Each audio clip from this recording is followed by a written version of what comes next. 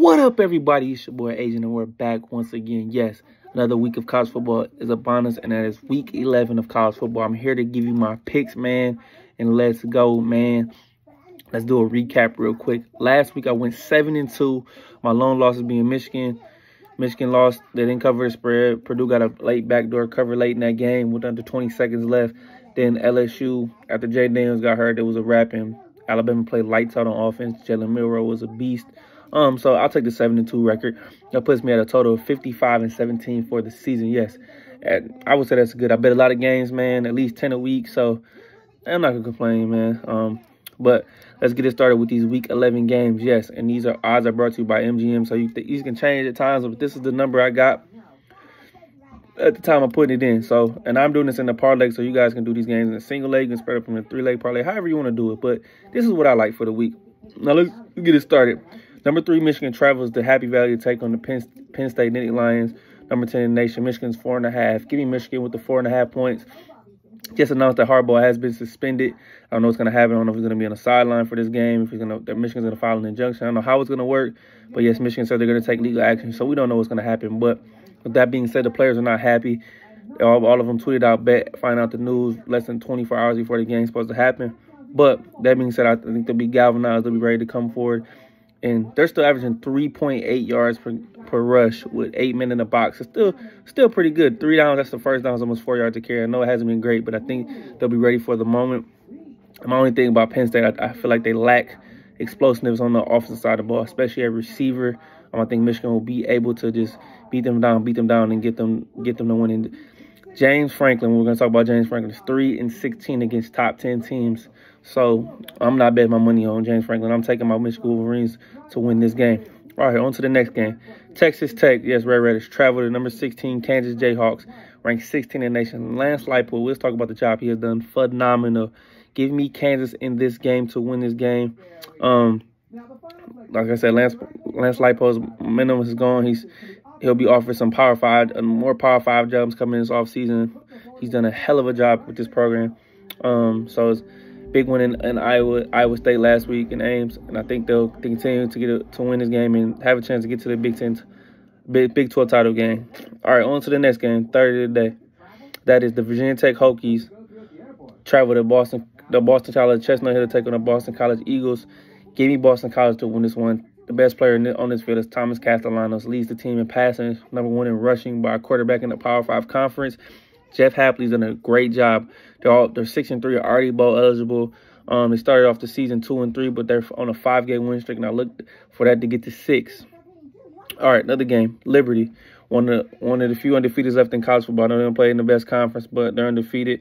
Minus 13.5. Give me Liberty to win that game. Hugh Freeze and company are going for the 10th straight win in Conference USA. I know it hasn't been great. So they're not a Power 5, but Caden Salter has been phenomenal. Over 1,900 yards, 23 touchdowns, 3 interceptions. Has an 83 QBR. I look for their explosive back, Quante Cooley, 162 carries, 987 yards, 9 touchdowns to lead this team to victory. ODU fights hard. They've almost come close a couple times to beating Wake Forest, some other games, but give me Liberty in that one. All right, let's continue, ladies and gentlemen. We're going to keep going with this, man. I'm excited. Now, number 21, Arizona, who has been balling right now, travels to Colorado to take on Colorado Buffaloes, who have been struggling. Give me Arizona. Colorado's on the downslide, 3-game losing streak. Can't stop a single soul on defense. They're allowing 469 yards a game on defense. It's 133rd in the country, also allowing 33.9 points per game. And that is 119th in the country. Shedeur Sanders, like we talked about, the offensive line hasn't been good. He's been sacked 45 times. The injuries are starting to pile up for him. It's not looking great. But he'll be back in 2025. And for the 2024 season, I believe that. And Colorado will be better. More transfers coming in, better recruits. Deion's just getting his feet wet. Noah Fafita, the freshman quarterback, has been holding it down since Jaden Delora got hurt, and I think Jaden Delora's not getting his job back. For Feedy's 15-21, 14 touchdowns, 4 interceptions, 82.4 QBR. Done a great job. And then Arizona's bowl eligible the first time since 2017. Shout out to Jed Fish, was once on the Michigan coaching staff. Got these boys bowl eligible for the first time, like I said, since 2017. He's done a hell of a job right here, and I believe the Cats will keep this momentum going. All right, let's go. One of the trickier games of the week. Number 15, Oklahoma State, coming off a big win against their arch rival, Oklahoma, -2.5, traveling to, yes, Central Florida Knights. I know they're in the Big 12. It still sounds weird. This was a fishy line, -2.5. Give me UC at +2.5 in the bounce house in Orlando. John Rice Plumlee was injured earlier in the season. Comeback's getting healthier. Got some explosiveness, can make some plays, and can run the football. And I think Oklahoma State is coming off that high, off that W, and I think this is a tricky spot. So give me the Knights. Go to Knights. Let's go.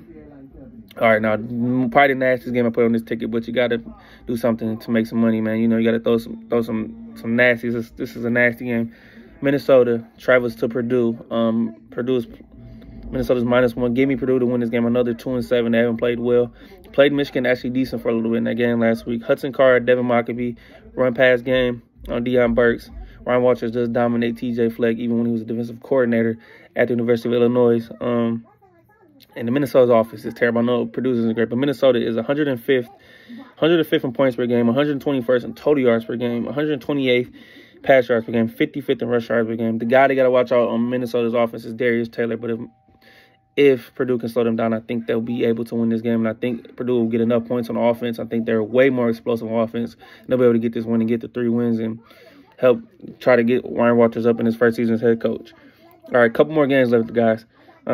Miami of Florida takes on Florida State Seminoles. Yes, Florida State's -14.5. Florida State will win this game. It's a rivalry game because we know it's talked about early 2000. A lot of these pros win this game, but Florida State's won the last 2, 9 of the last 13. Keon Coleman, Johnny Wilson, I don't know their status, but Jordan Travis has been a dog this year. Miami's going through some bumps and bruises right now. People want Tyler Van Dyke bench, but we'll see what happens. But give me Florida State. Couple more. We got a couple more. Number 13, Tennessee travels to Columbia, Missouri to take on the Mizzou Tigers. Mizzou, give me the one with the +3. Luther Burden questionable with ankle injury. I believe he has a chance to play. I think he should play. I know Sam Cook hasn't played well over his last 4 games, 5 touchdowns, 5 interceptions, but I believe it's time for a bounce-back game from him. I expect them to score a lot of points. If they can score over 30 in this game, they can beat Tennessee, who's got a good defense. But the key is for Mizzou to stop Tennessee's run game.